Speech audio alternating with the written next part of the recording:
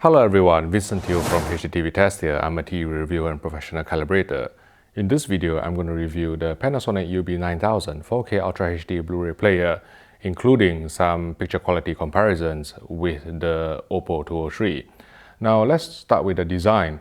The build is of extremely high quality. It has a really premium finish, probably the most luxurious player I've actually seen from Panasonic. It operates silently. The disc tray just slides in and out with a really reassuring smoothness. In terms of the connections, what this offers over the UB820 and also the UB420 are 7.1 analog outputs and also a pair of balanced XLR connectors for those of you who crave higher audio quality. Now I know most of you will be interested in the picture side of things, but from the audio front, I paired the XLR out with my Dynaudio BM6A active monitor speakers and it sounded really quite fantastic. It produces a really transparent, detailed sound that allows me to effortlessly pick out all the subtle detail and imaging within whatever music track that I'm actually playing. So I'm very pleased with the audio output, even though I haven't had the chance to compare it, let's say, against the Pioneer 4K Blu-ray players. But as a standalone unit, I am extremely happy with the balanced XLR output, even against the OPPO 105D that I've actually used before. However, one minor gripe with using the XLR output is definitely the lack of volume control on the remote. I have to actually go into the options menu to turn the volume up or down, which is a pain for me, especially when I'm actually using active monitor speakers. If you are using, let's say, a processor, maybe you can actually adjust the volume from the processor itself. But from my point of view, again, I may be a very small segment of the market. I'm pairing this with a pair of active monitor speakers and I find it very difficult to use in terms of the user interface to change the volume of the balanced XLR output. Now let's talk in terms of the picture quality, which I know most of you will be interested in. But before I go into that, I would like to take this opportunity to thank Richer Sounds Manchester for sponsoring this video. They are an AV retailer that I've worked with over the years, and I know the team there to be very friendly and professional and also knowledgeable about the products they sell. So if you are wanting to buy a new 4K Blu-ray player, even if it's not this Panasonic UB9000, feel free to give Richer Sounds a call. They stock all types of player from various brands. Call them on 0333 900 0086. Mention that HDTV Test sent you and you'll receive great care and pricing. Right, so let's talk about the picture quality then. And in this video, I'm going to compare the picture quality with an OPPO 203. And both players have been updated to the latest firmware. I believe on the OPPO 203 it is version 131, whereas on the Panasonic UB9000 I've updated it to the latest firmware of 1.51, I believe. The latest at the time I filmed this video in March 2019. So let's start from the basics then. So I'm going to cover SDR and then move up to HDR. So let's start with SDR and let's start with the lowest resolution, which is maybe PAL DVD. If you look at this SMPTE RP133 test pattern, which is in 576i, I have actually asked both players, the Panasonic UB9000 and also the OPPO 203, to upscale to UHD resolution so that we can actually assess the upscaling quality of the players. To me, the Panasonic looked a bit sharper, although it actually introduced a bit more high frequency ringing around the high contrast edges. But there is this fantastic feature in the user menu called edge correction. And if you actually increase it by 1, what this does is to actually try and target this high frequency ringing and eradicate it. And it worked fairly convincingly and didn't really introduce much of a side effect, except in really high frequency luma zone plate patterns where you can start seeing some other edge enhancement issues. But in real life content, I think this is a genuinely good feature that you can actually switch on without much of a side effect. I don't think it is very visible between 0 and 1 in real life content anyway, because you are not staring at a static screen and doing some pixel peeping, but you can increase it to 1 to try and remove more ringing, and I would say that the upscaling on the Panasonic UB9000 is slightly better than the OPPO 203 in this regard. So that is from the Luma front. Let's talk about the Chroma front.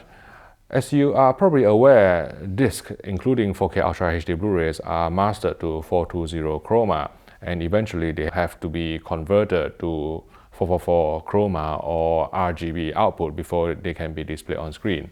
And Panasonic's Chroma upsampling is, in my opinion, the best on the market because they use this multi-tap filter that smooths out the Chroma edges in a very clean manner.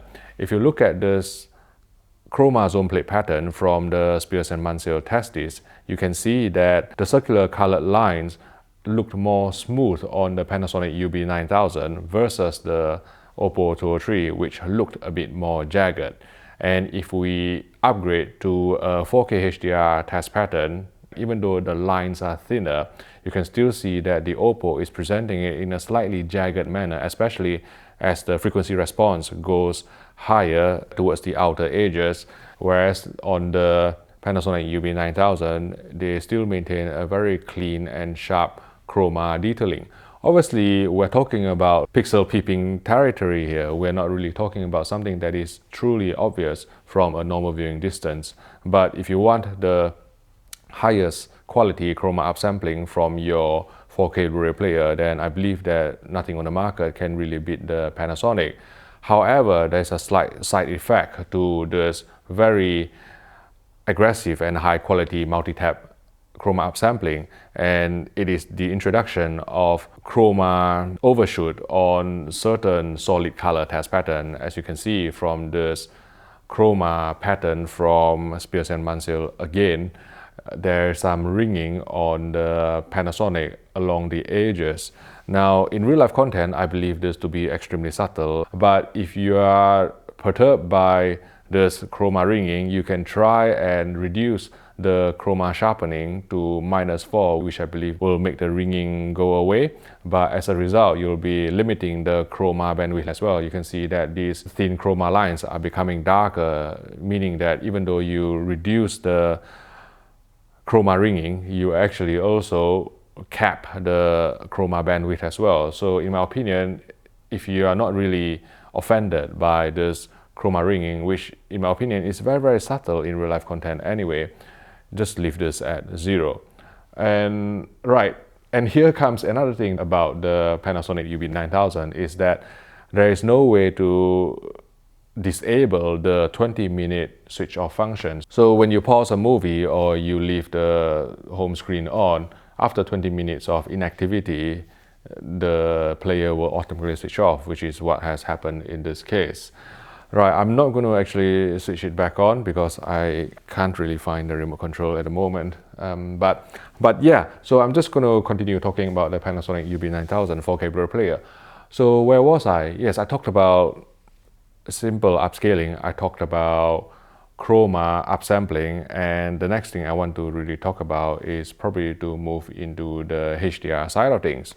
And HDR, let's start off with the HDR optimizer. If you have watched my previous video of the Panasonic UB9000 and its HDR optimizer function, you know that I'm really a big fan of this feature that seeks to supplement the tone mapping ability of your television, and I believe that it does a very, very good job. In addition to whatever tone mapping that your TV is doing, it will try and preserve the specular highlight detail of especially 4000 nit content without actually affecting the average picture level or the shadow detail or midtones. So I think that is a fantastic feature. I'm not going to go into this in depth because you can just watch my previous video.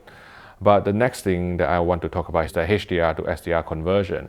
Now, why is this feature important? I think it is important for some of you projector owners out there who is wanting to convert all your 4K Blu-rays to SDR so that your projectors don't really kick into high lamp mode, which can be very noisy. And also because the black floor is raised, it can actually present a more washed out picture despite the HDR quality. So on projectors, HDR is extremely challenging, and some of you projector owners out there have resorted to converting all your HDR BT2020 4K Blu-rays to SDR BT2020 so that you can enjoy the wider color gamut that these 4K Blu-ray titles bring, but still watch it in low lamp mode and with 2.4 gamma pop.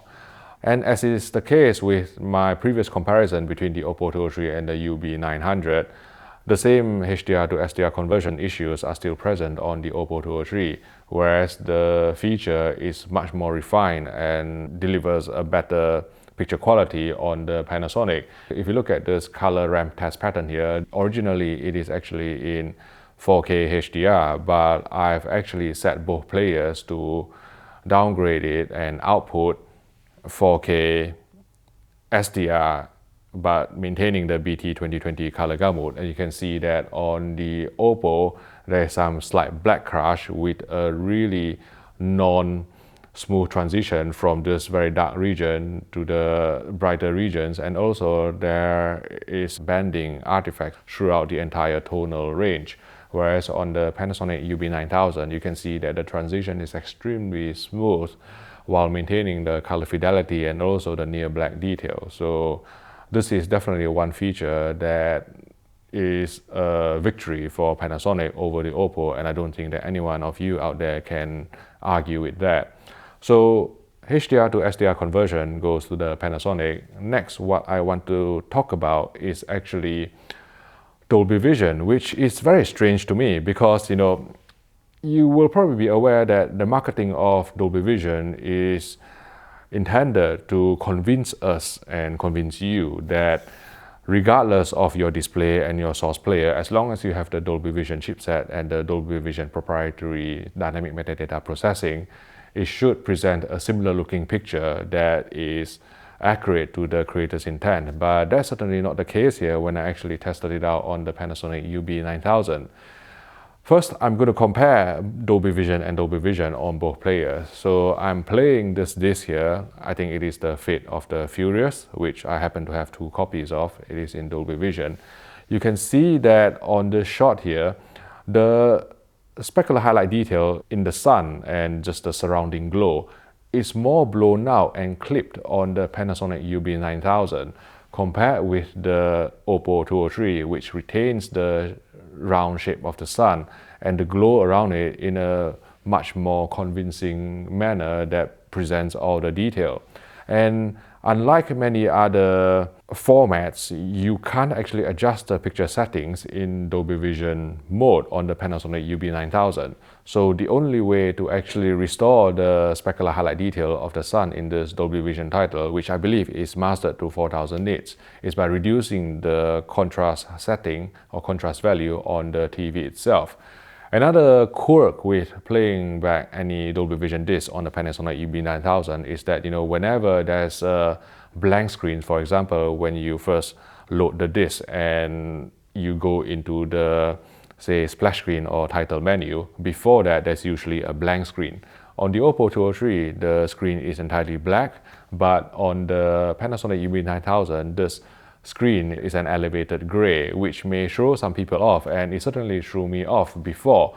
I thought that, I actually did not set the black level correctly on the television, when in fact, it is just a case of, for some strange reason, when you play back a Dolby Vision disc on the Panasonic UB9000 and there's a black interval between, say, the disc loading and also the scene coming on, it just turns gray. And fortunately, when it comes to the film itself, there is no such problem. Blacks remain inky black.